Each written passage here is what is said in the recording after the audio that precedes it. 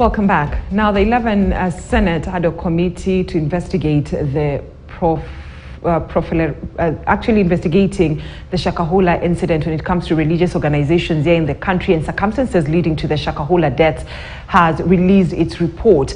The Danson Mungatana committee is recommending far-reaching measures, among them penalizing security officers who abetted the deaths of hundreds of people, as well as calling for a legal framework to regulate religious organizations. Clement Masombo with that story.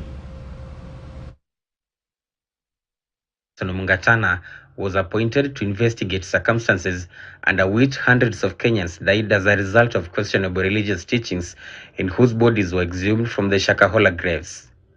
After working tirelessly, the ad hoc committee has written its report after grilling religious leaders as well as people concerned.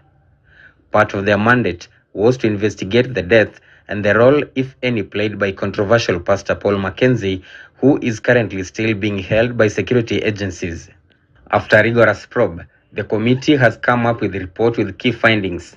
The report says the investigations have revealed that Mackenzie was involved in recruitment of followers through agents, that he manipulated them by promising them land, among others.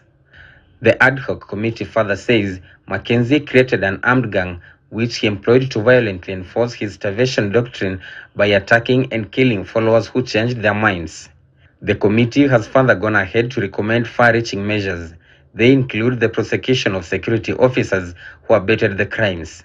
Besides, the committee has also recommended the need for a legal framework to be established to regulate religious organizations. Just last week, the committee grilled Pastor Ezekiel Odero at Parliament buildings before visiting his expansive Mavueni Church in Kilifi County. Clement Masombo, KTN News. So now, a day after all coast political leaders